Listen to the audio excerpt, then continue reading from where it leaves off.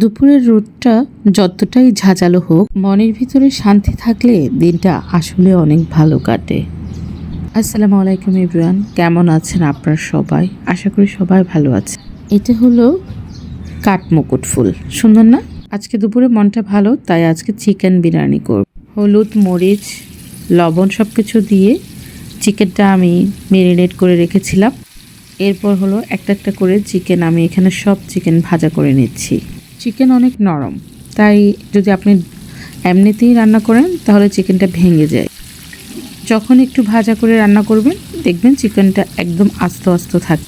কোনো একটা ব্লগারের ভিডিওতে আমি এই রান্নাটা দেখেছিলাম, তাই ওনাকে ফলো করে আমি ঠিক ওই স্টাইলে রান্নাটা করেছি। চিকেনগুলো দেখতে খুব সুন্দর লাগছে, তাই না? ভাজাটাও খুব ভালো হয়েছে মাশাল্লাহ।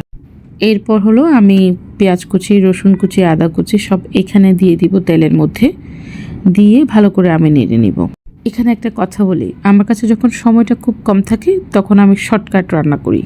চাউলটা ধুয়ে সেখানে দাঁড়, এলাচ, তেজপাতা এবং আলু দিয়ে আমি ভাতটা সেদ্ধ করে নিয়েছি, হাফ সেদ্ধ। আরেক চুলায় আমি যেহেতু মাংসগুলো ভাজা করে নিয়েছি, ভাতটা হাফ সেদ্ধ হওয়ার পর আমি ওটাকে নামিয়ে রেখেছি। তারপর এখানে আমি হলুদ গুঁড়া, মরিচ গুঁড়া, মশলা গুঁড়া সব কিছু দিয়ে দিয়েছি। মশলাটাকে আমি ভালো করে এখানে কষিয়ে নিচ্ছি। আমি এখানে কোনো প্রকার বাইরের কোনো মশলাই ব্যবহার করিনি। আমার ঘরে যা ছিল আমি সেম সেই মশলাগুলো দিয়ে রান্নাটা করে। এই দেখুন, এগুলো হচ্ছে চিকেন ভাজা। চিকেন ভাজাগুলো এমনিতেই নিয়ে ইচ্ছা করছে বসে বসে খেয়ে ফেলি, এত সুন্দর ভাজা হয়েছে। এরপর আমি সবগুলো মাংস যে মশলাটা কষিয়ে রেখেছি সেখানে দিয়ে একটু ভালো করে আর একটু কষিয়ে নিচ্ছি। আপনাদের হাতেও যদি কখনো কোনো মেহমান আসলে সময় কম থাকে, ঠিক এই স্টাইলে রান্না করলে খুব আর্লি রান্না করে ফেলতে পারবেন। আমি 1:30 বসিয়েছি, 2:30 আমার বিরিয়ানিটা কমপ্লিট হয়ে গিয়েছিল। মাংসটা এখানে কষানোর পর আমি এখানে সেদ্ধ করে রাখা আমার হাফ সেদ্ধ ভাতটা আমি এখানে এখন ঢেলে দেব। দেখেন, এখানে যেহেতু আমি মাংসটা কষাচ্ছি, দেখতে খুবই লোভনীয় মনে হচ্ছে, ইচ্ছা করছে কিন্তু এখান থেকেও নিয়ে ভাত, সাদা ভাত দিয়ে খাই, তাই না? দেখতে খুবই সুন্দর লাগছে। এই যে দেখুন, ভাত, আলু যেহেতু হাফ সেদ্ধ হয়ে গিয়েছে, এটা এখন আমি দিয়ে ভালো করে মশলার সাথে একদম মিক্স করে দিব। মিক্স করার পর এখানে আমি পরিমাণ মতো পানি দিয়ে দিয়েছি। দেখুন, ভাতটা কিন্তু ঠিক এই পর্যায়ে এখন এসেছে।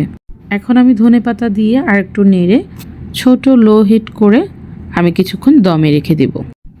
দমে রেখে দেওয়ার ঠিক এই পর্যায়ে ভাতটা এটুকুই হয়ে এসেছে। আরও কিছুক্ষণ দমে রাখলে ভাতটা একদম পুরোপুরি কমপ্লিট হয়ে যাবে।